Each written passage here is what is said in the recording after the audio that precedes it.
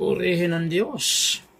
Welcome po muli sa pag-aaral natin ng salita ng Diyos. So, napakabuti ng Panginoon at patuloy niya tayong binibigyan ng opportunity para makapakinig ng kanyang mga salita.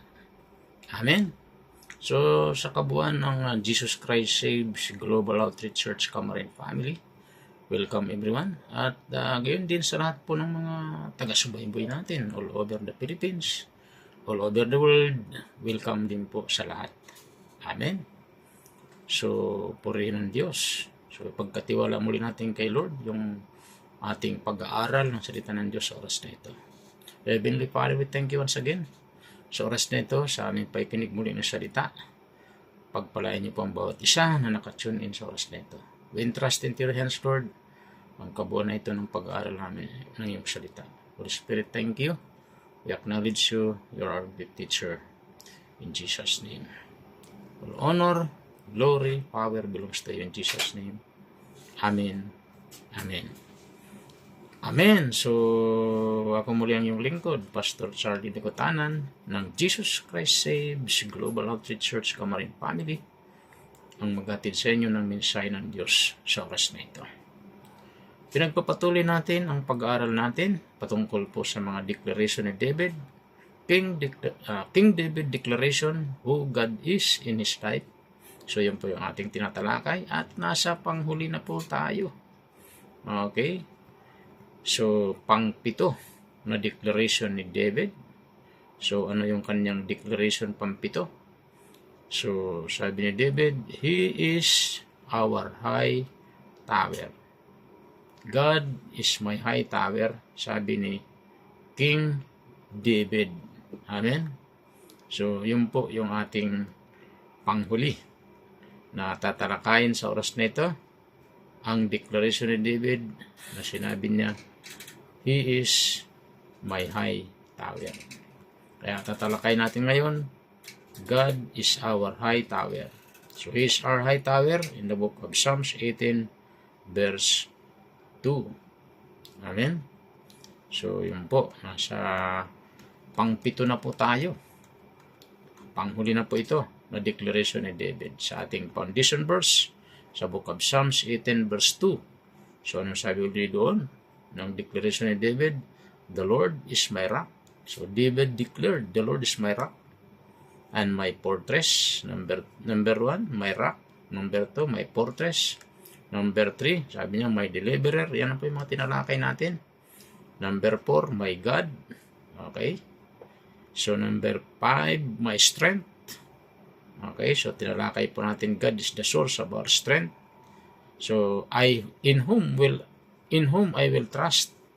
Okay. So, at pang-anim, my buckler. Yan. So, yun po yung mga tinalakay na po natin. And the horn of my salvation. At ang panghuli po nating tatalakayin ay my high tower. Amen? So, He is our Savior and the rock of our salvation. He is our high fortress. He is our deliverer. Amen? So, and also He is the source of our strength. Siya yung ating source ng kalakasan, our buckler. At ngayon, pupunta na po tayo sa panghuli na declaration ni David. He is our high tower. Amen. Purihin ng Diyos. So, Psalms 18 verse 2, diniklara ni David, He is our high tower. He is my high tower. So, pagdating sa book of 2 Samuel 22 verse 3, so take note. Napakalayo na po yan sa book of Psalms. Book 2 Samuel, book of Psalms, so malayong pagitan, pero hindi nakalimutan ni David kung sino ang Diyos sa buhay niya. So basahin natin ang 2 Samuel 22 verse 3. Ano sabi rin? The God of my rock. O nandun pa rin yung rock. Unang diniklara sa Psalms 18 verse 2. In Him I will trust. Sa Kanya ako magtitiwala. He is my shield. And the horn of my salvation, my high tower, hallelujah, and my refuge, my Savior, thou savest me from violence. Amen? Purihin ng Diyos. So, sa Tagalog, ang Diyos ang bato ng aking kanlungan, kaligtasan ng aking kalasag, at tanging kaligtasan, siya ang aking pananggalang. Sa mga marahas ay siya kong tanggulan. Purihin ng Diyos. Hallelujah. Take note. When David refers to God as his high tower,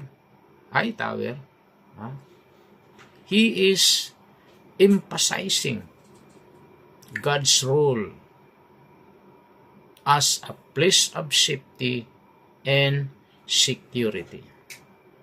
Amen? So, purihin ng Diyos. So, matindi ang pagkilala ni David sa Panginoon. Kaya ang kanyang bukang bibig, God is my high tower. Amen? Kaya, take note po natin sa pagkilalang ito ni David kung sino ang Diyos sa buhay niya.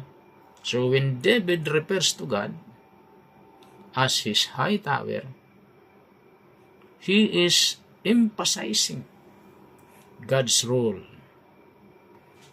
as a place of safety and security. Purihin ng Diyos. So, ano bang ibig sabihin ng high tower? So, meaning of a high tower. So, when we declare that God is our high tower, anong ibig sabihin yan? Amen? So, take note. I will give you 4 points. Amen? So, meaning of high tower. Ibig sabihin ng high tower, so when we declare, pag dineklara natin that God is our high tower, it means, so nangangahulugan po, number 1, our source of safety. Amen? So God is our source of safety. Siya ang pinagmumulan. Na kung saan sa Panginoon tayo po ay ligtas. Amen? Siya po ang pinagmumulan ng ating para malayo tayo sa mga panganib. Nandun yung proteksyon ng Diyos sa atin. Amen? Pag sinabing safety, ibig sabihin, ligtas tayo. Ligtas ka. Amen? So, siyang source of safety. Siyang pinagmumulan ng ating kaligtasan. Amen? Parang nandoon ka sa likuran ng bato, malakas ang bagyo. Malakas ang hangin. Pag nandoon ka sa likod ng bato, napakalaking bato, safe na safe ka doon. Hindi ka tatamaan ng malakas na hangin. Kasi yung bato, yun yung magbibigay ng safety. Amen? Purihin ng Diyos. Ang ating Diyos sigit pa ron. Our source of safety, ang Panginoon natin. Amen? So, yun po ang ibig sabihin ng high tower. Parang walang pinagkaberon po. Pinagkaiba din po. Nandyan yung mga kalaban sa baba. Nandoon ka sa taas. Sa high tower. Mataas na tore. Nandoon ka. Nandyan yung mga kalaban sa baba. Hindi ka kayang hindi ka kayang marating sa taas kasi nasa baba na sila. Kitang-kita mo na sila. Amen. Sip na sip ka doon sa taas. Amen. Dito sa lahat ng ating Panginoon. Pag tayo nasa kamay ng Diyos, sip na sip po tayo. So when we declare that God is our high tower, it means first, our source of safety. Ang Diyos ang ating source of safety. Amen? Take note, when we acknowledge that God is our ultimate refuge and protector, a safe place where we can find shelter from life's storms and challenges. Wow. So pag kinilala natin ang Diyos na siyang ating ultimate refuge and protector, a safe place where we can find shelter from life's storms and challenges. Amen. A high tower serves as a refuge from enemies and danger. David acknowledged that God provides protection from life's challenges and adversaries. So, ganun po ang pagkilala ni David sa Panginoon. Nagbibigay ng protection from life challenges and adversaries. Amen. Purihin ang Diyos. Number 2, meaning of high tower. Take note again, when we declare that God is our high tower, it means our strength. Number 2, our strength and stability. Wow. Purihin ang Diyos. So, pinag-aralan natin nakaraan, declaration ni David, my strength, our strength. God is the source of our strength. Amen. Sabi ni Paul, the Lord is my strength. Okay. Hallelujah. Ang Panginoon, ang kanyang lakas. Sabi niya, I can do all things through Christ who strengtheneth me. Purihin ang Diyos. So take note, we recognize that God, or that in God, we have a strong foundation. So He is unshakable and provide us with the strength we need to face difficulties. Amen?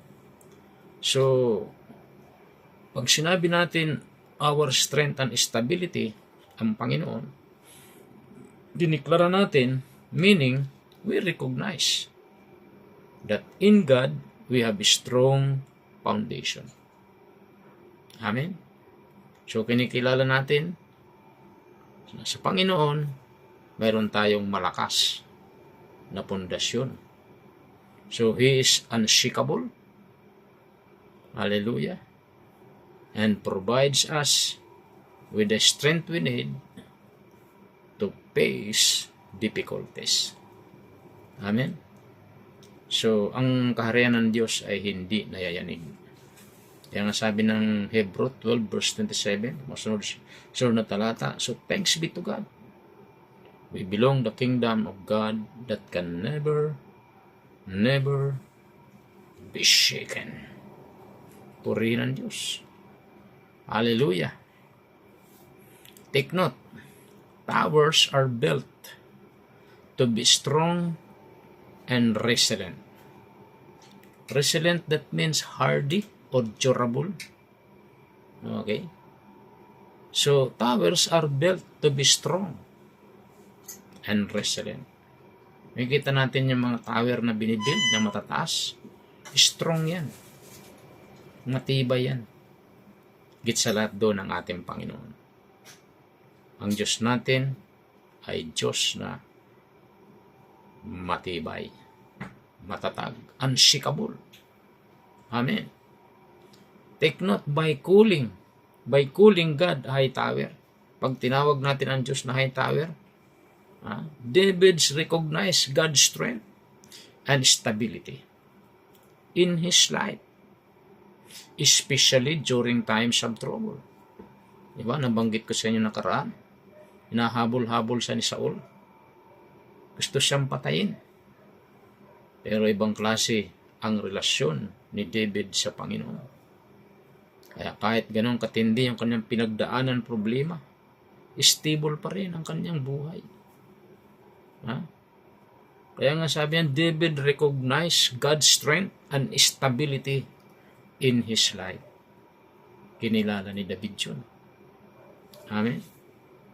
So, especially during times of trouble, purihin ang Diyos.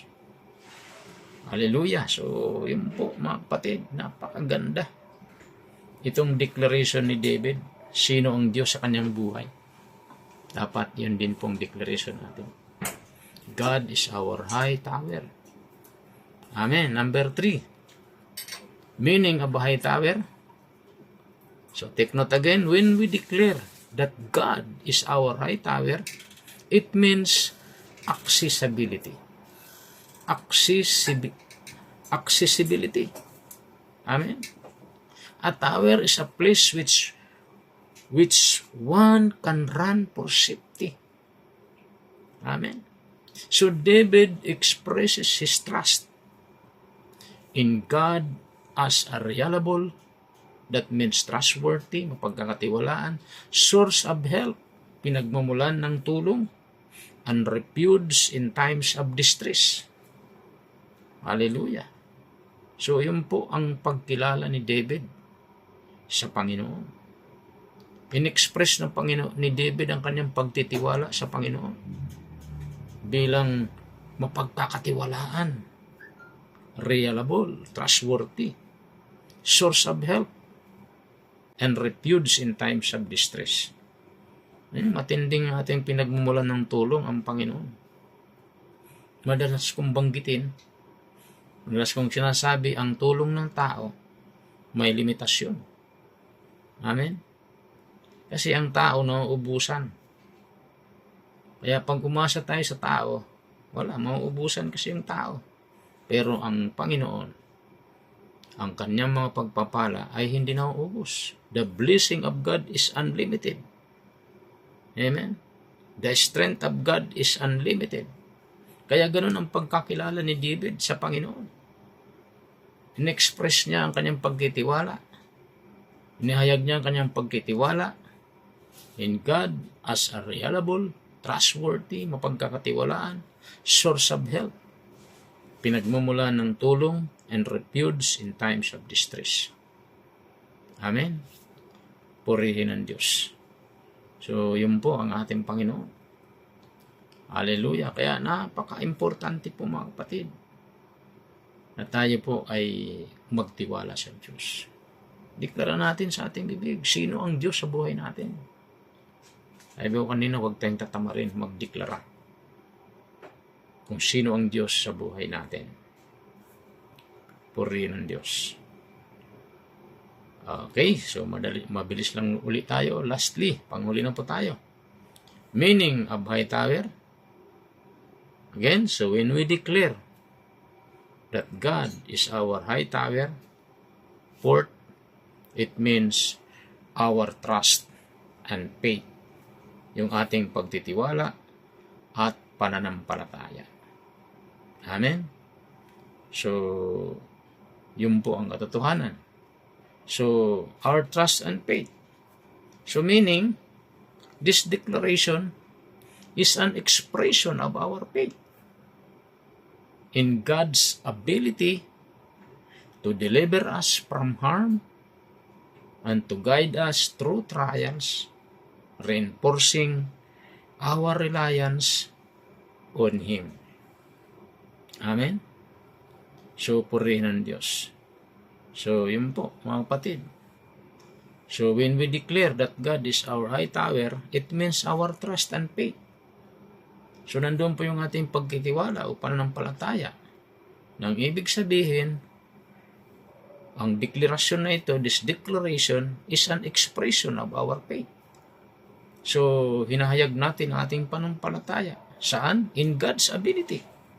Sa kayanan ng Diyos to deliver us para tayo mapalaya from harm and to guide us through trials, reinforcing our reliance on Him. Amen? Take note, declaring God as our high tower signifies our trust. Amen?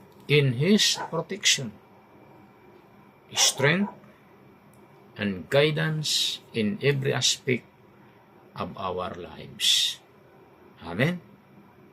So, declaring God as our high tower signifies our trust in His protection, strength, and guidance in every aspect of our life. Sa lahat ng aspeto ng ating buhay. Purihin ang Diyos. In the book of Proverbs 18 verse 2. Ano sabi ng salita ng Diyos? The name of the Lord is a fortified tower. The righteous run to it and are safe. Ang pangalan ng Panginoon ay matibay na muog. Tinatakbuhan ng matuwid at naliligtas. Amen. So, purihin ang Panginoon. So, yan po ang pitong declaration ni David. Sino ang Diyos sa kanyang buhay? Amen. So, diniklara ni David panghuli ng Diyos ang kanyang high tower. So, David declared God is ay kanyang sinabi niya may high tower. Amen. So, He is our high tower. God is our high tower. Amen. So, in our short recap, so, take note sa declaration ni David. So, ang ibig sabihin, meaning of the high tower. So, when we declare that God is our high tower, again, sa ating short recap means our source of safety. God is the source of our safety. So, we acknowledge that God is our ultimate refuge and protector. So, a safe place where we can find shelter from life storms and challenges. Amen. So, a high tower serves as a refuge from enemies and danger. Amen. So, ganun po. Kahalaga po yung declaration na ito ni David. And the second, when we declare that God is our high tower, it means our strength and stability. Amen. Meaning we recognize that in God we have a strong foundation. So He is unshakable and provides us with the strength we need to face difficulties. Amen. Third, when we declare that God is our high tower, amen, it means accessibility. Amen. So, yun po yung pangatlo. And fourth, when we declare that God is our high tower, it means our trust and faith. Purihin ang Diyos. So, declaring God as our high tower signifies our trust in His protection, strength, and guidance in every aspect of our life. At ang ating conclusion verse, Proverbs 18 verse 10, the name of the Lord is a fortified tower. The righteous run to it and are safe. Ang pangalan ng Panginoon ay matibay na muog, tinatakbuhan ng matuwid, at naliligtas. Purihin ang Panginoon. So, yun po ang mga napakagandang declaration ni David. 7 declaration ni David. Hallelujah. Hope na mayroon po tayong naintindihan sa ating pinag-aralan. Balik-balikan po natin ang mga declaration nito ni David found in Book of Psalms chapter 18 verse 2. Purihin ang Diyos. So tayo mo sa mandali at manalangin. Lord, thank you sa mga salita mo, Diyos, na aming napakinggan. Napakaganda na mga declaration ni David. Sino ang Diyos sa kanyang buhay? Dapat ganun din po kami. Hindi kami nagsasawang magdeklara kung sino ang Diyos sa buhay namin, Lord. Truly, the Lord is our rock of our salvation, our high tower, Panginoon, our high fortress, our buckler, hallelujah, our source of strength, our deliverer, ang aming Panginoong Diyos. Hallelujah. Thank you, Lord. You are our God, Panginoon. Kayo ang Diyos na buhay at makapangyarihan. Salamat po, Diyos, sa iyong mga salita na aming narinig sa oras na ito. Napakaganda na mga declaration nito ni David. At dapat namin itong gayahin ng Diyos. Huwag kaming tatamarin magdeklara kung sino ang Diyos sa buhay namin, Lord. Because there is power of declaration. Purihin ko, Diyos. Hallelujah. Taas lamang po natin ating dalawang kamay, sundan natin maiksing panalangin ito, sabihin natin, Panginoong Diyos na makapangyarihan sa lahat, lumalapit ako sa iyo. Nagpapakumbaba sa iyong harapan. Humihingi ako ng tawad sa lahat ng mga nagawa kong kasalanan. Patawarin niyo po ako at linisin niyo po ako ng banal na dugo. Binubuksan ko ngayon ang aking puso at tinatanggap kita, Jesus, bilang aking Panginoon at tagapagligtas. Isulat niyo po aking pangalan sa aklat ng buhay. Pangalan ni Jesus. Amen. Amen. Ako lang po manalangin, Lord, thank you sa lahat po ng mga nag-tune in ngayong gabi at tumanggap sa iyo, pagpalain niyo sila. At patuloy ko nagdideklara ng pagpapala, kasaganaan, protection, good health, favor of God, lunglong satisfied life sa bawat isa. Salamat po Diyos. Purihin yung pangalan ng God. Salamat po Diyos sa aming pag-aaral ng salita, Lord. Ay hindi ito mawala sa aming puso. Patuloy lang itong may apply sa aming buhay sa araw-araw. In Jesus' name. Amen. Amen. Amen. Muli sa ating maikling announcement, patuloy ko po kayong in-encourage na makadalo sa ating on-site Sunday service celebration every Sunday, 9 o'clock in the morning. Doon lamang po yan sa may harap ng Ilibit Town Center, sa may Hillcrest Gate 2. So may Subangan Building, nasa ibaba lang po yan. Nasa ibaba po City Savings Bank, sa taas lang po tayo, 3rd floor. Every Sunday, ginaganap po yung ating Sunday service celebration, 9 o'clock in the morning. Amen. Number 500, Hillcrest Village, Camarin Road, Caloocan City. So every Saturday, mayroon po tayong panalangin. Every Saturday, 8:30 in the morning. Ganyan din sa ating midweek service. Every Thursday, 6:30 p.m. through FB Live, Jesus Christ Saves Global Outreach, FB page. Mag-like din po tayo. Every Wednesday, mayroon po tayong panalangin tuwing alas 8 ng gabi through Google Meet. I encourage everyone to join. Amen. So, purihin ng Diyos. God bless po sa lahat. Bye-bye.